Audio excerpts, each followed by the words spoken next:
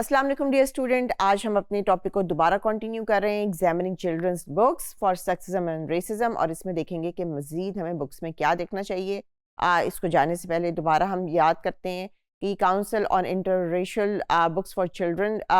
And project SEE की तरफ से पब्लिश्ड है, जो बुनियादी तौर पे California state department of education की पब्लिकेशन है। और इससे हमें ये पता चलता है कि US के अंदर जो हमारी मल्टी एथनिक सोसाइटी है,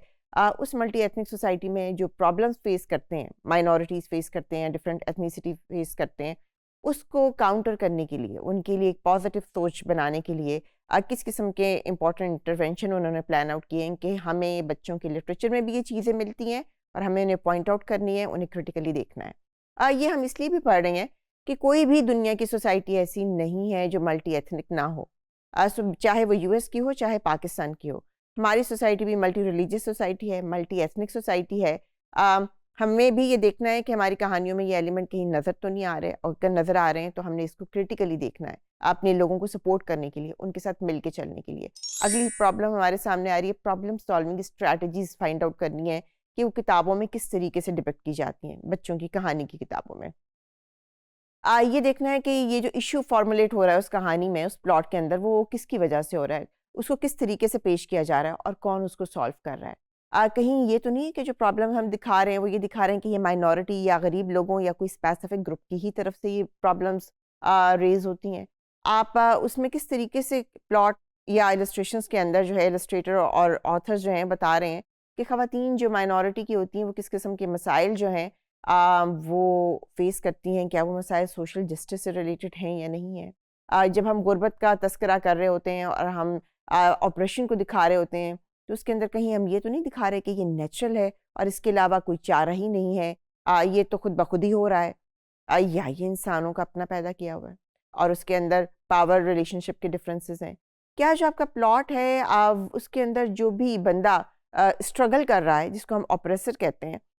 या विक्टिम है, वो आने वाली मुसीबतों को एज इट इज़ कबूल करके उसे अपनी किस्मत समझ रहा है और उसके आगे खामोश है, या ज़्यादती और जुल्म के ख़िलाफ़ आवाज़ उठा रहा है।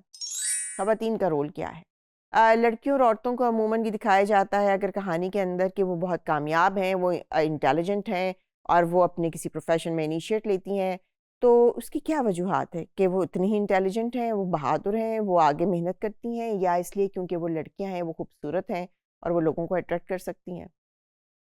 सेक्शुअल रोल के बारे में जो अगली चीज़ आती है वो ये आती है कि जब हम किरदारों में देखते हैं कि मर्द और औरत के किरदार क्या हैं, क्या उन किरदारों को प्लॉट के हिसाब से बनाया गया है या वैसे बनाया गया है कि ये नेचुरली होते ही ऐसे हैं, जिसको हम इंसिडेंटल कह देते हैं। जो आपके रोल्स हैं, अगर हम उसको रिवर्ट कर लें, आपके मर्द का रोल औरत ले ले, औरत का रोल मर्द ले ले, तो क्या कहानी का प्लॉट ऐसे ही रहेगा या वो चेंज हो जाएगा? हम एवेलुएट करते हैं वेज ऑफ लिविंग को भी, ये हमारा अगला पॉइंट है,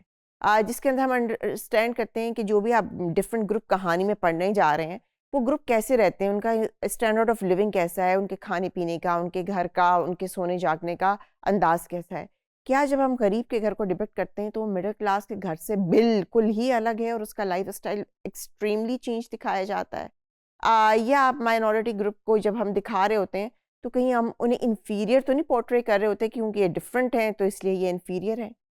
इसके अलावा टेक्स्ट के अंदर हम ये चीज़ें देखते हैं मुख्तलिफ सिविलाइजेशंस के बारे में भी, कि मुख्तलिफ सिविलाइजेशन के बारे में जब हम इंफॉर्मेशन देते हैं तस्वीरों के थ्रू, उनके लाइफ स्टाइल के थ्रू, उनके कपड़ों के हिसाब से, तो उन्हें कैसे डिपिक्ट किया जा रहा है, किस तरीके से उनकी सिंप्लीफिकेशन की जा रही है और किस तरीके से उन्हें इन्फीरियर या नॉर्मली दिखाया जा रहा है। हमें ये भी देखनी पड़ता है कि जो भी कल्चर्स का पोर्ट्रे किया जा रहा है, उनके कपड़ों का, उनकी लिबास का, उनकी ज़बान का, या उनके घर और जीने रहने के अंदाज का, क्या वो कल्चरली एक्यूरेट है भी या आपका अपना मर्जी का डिपिक्टेड है। इसके अंदर एक और चीज़ हम देखते हैं जिसको हम कहते हैं क्वांटिटेटिव इन कस्टम्स। कहीं हम ये तो नहीं दिखा रहे सिर्फ कल्चर के अंदर कि इस ट्रेडिशन, इस कल्चर में लोगों का जो फैशन का तरीका था और जो उनकी